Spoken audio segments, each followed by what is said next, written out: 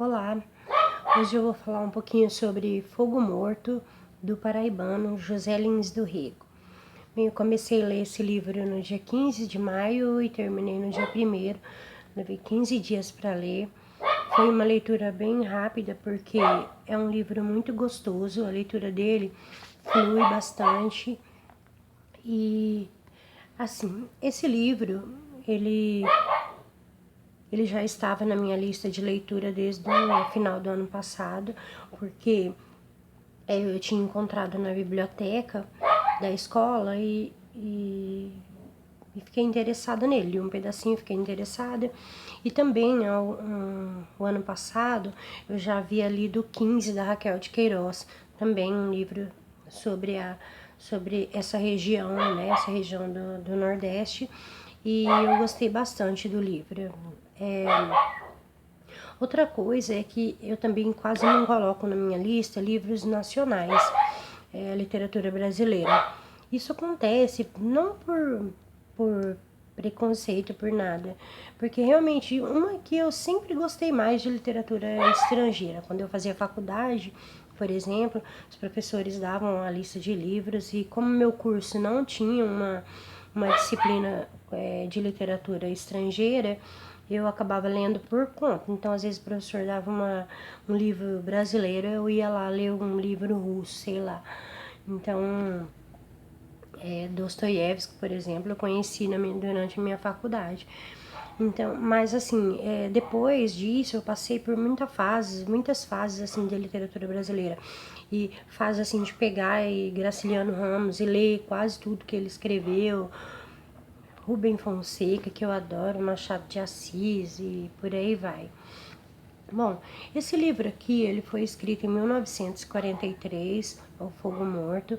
Ele é um romance síntese desse autor.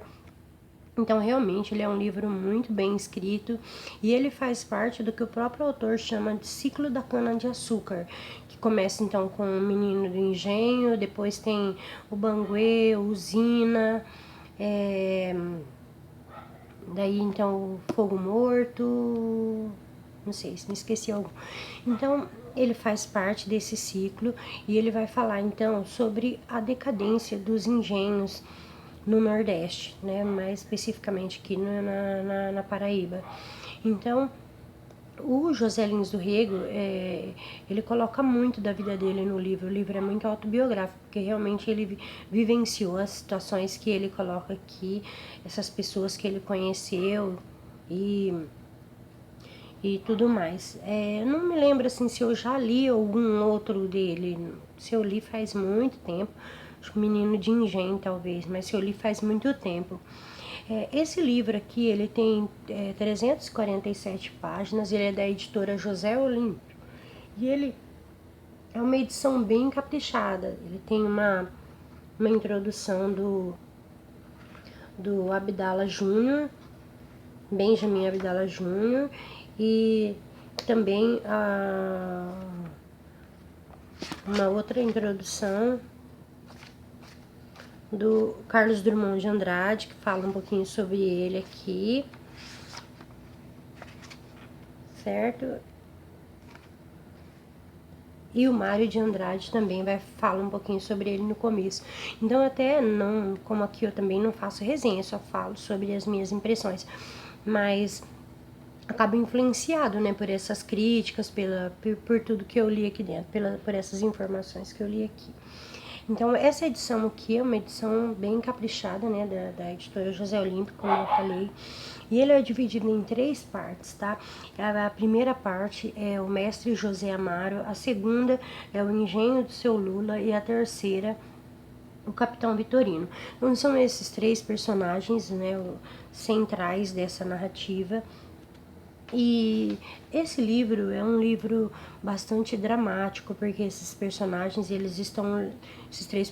eles estão interligados de uma forma bem dramática, assim. O José Amaro, ele é um celeiro, né, fabricante de sela, artesanal, ele é um artesão, né, fabricante artesanal, num momento em que já começa, que já tem muita industrialização, ele fala bastante sobre isso. Então, ele é um celeiro que ele mora num engenho do seu Lula, que é o personagem que vai estar na segunda parte. Então o livro começa com ele já bem amargurado, assim. Ele tem uma filha que não se casa, já passou da idade de casar. Isso aparece muito no livro, né, essa questão da mulher ter que se casar e tudo mais. Então ele já tá bem amargurado, assim, com isso, porque tudo tá em decadência em volta dele, a família dele também tá em decadência. E então o livro começa assim, contando sobre ele, como ele chegou ali, e esse tom bastante melancólico, assim. Interessante que o livro, ele é bem dramático, ele mostra essa tristeza bem profunda. A gente fica muito angustiado, assim, com a leitura, mas ao mesmo tempo tem umas passagens assim belíssimas de descrição da paisagem, do local onde esses personagens, do espaço onde os personagens estão inseridos. Depois, no segundo, ele vai contar sobre o engenho do seu Lula, porque o Lula de Holanda, ele herdou esse engenho do sogro dele, né? Ele se casou com uma prima e depois ele acabou herdando. E ele era muito diferente, assim, do sogro, que o sogro cuidava de tudo, gostava do engenho, e ele não gostava, ele era um pouco alienado dessa questão. E também a forma como ele conduzia da relação dele com os escravos. Interessante que nesse livro, bem no meio dele, acontece a abolição da escravatura, e a gente tem assim fala bastante assim de alguns engenhos que os ex-escravizados preferem ficar com os seus donos, né?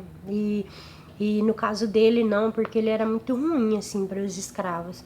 E o Lula de Holanda, ele tem um determinado momento em que ele vai expulsar o José Amaro, porque o José Amaro, ele não tem freio na língua, ele vai falando tudo que ele tem vontade, e os três personagens aqui, até fala também, que não sei o que estou falando, eles são muito orgulhosos, ele tem muito essa coisa do orgulho ferido, que não pode falar nada para eles, se falar alguma coisa, eles se sentem inferiorizados, né?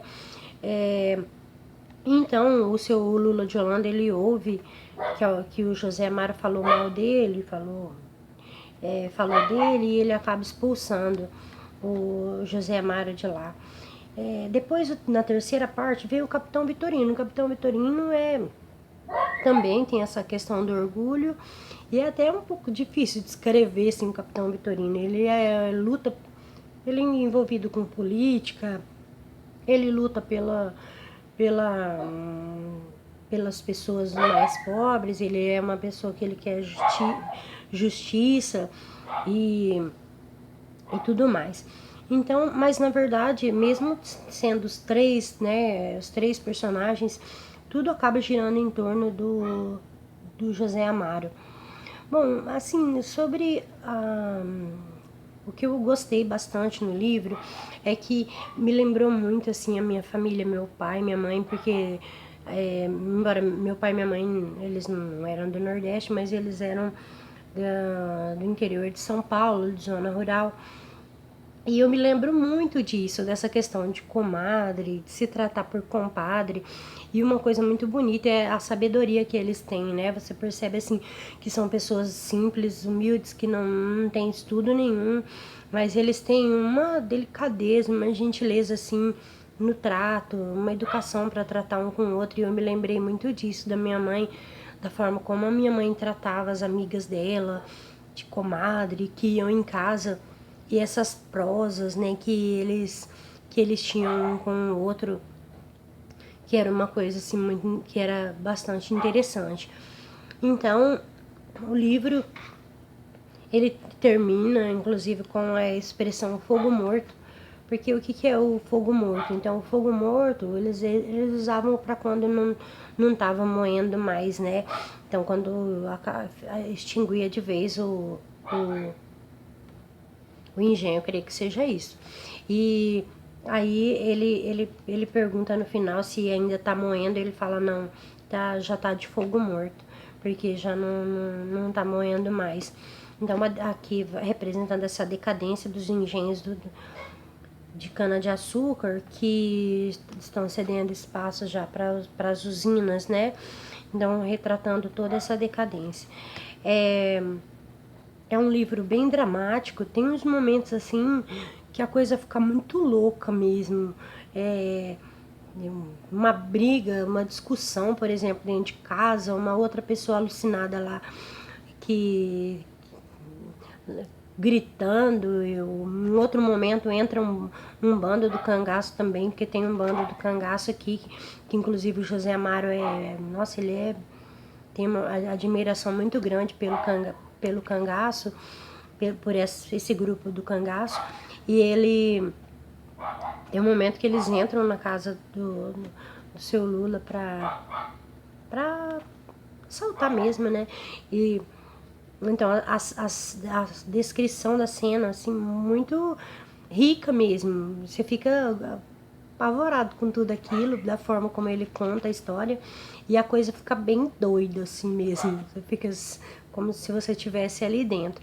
Então, é um livro muito gostoso de ler, a leitura dele é bem gostosa, embora então ele tenha essa dramaticidade, né?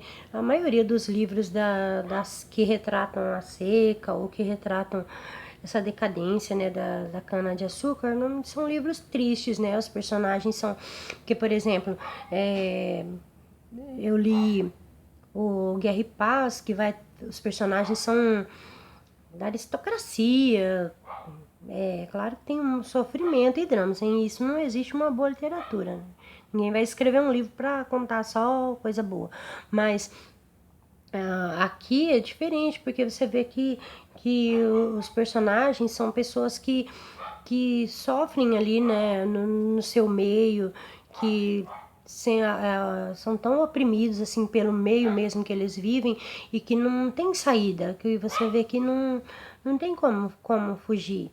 Então, toda essa dramaticidade que, que pega bastante, assim, nesses romances do Nordeste, né? Tanto da seca como esses do ciclo da cana-de-açúcar. Então, aqui vale a pena a leitura dele, bem interessante mesmo. Tá bom? Valeu, até mais.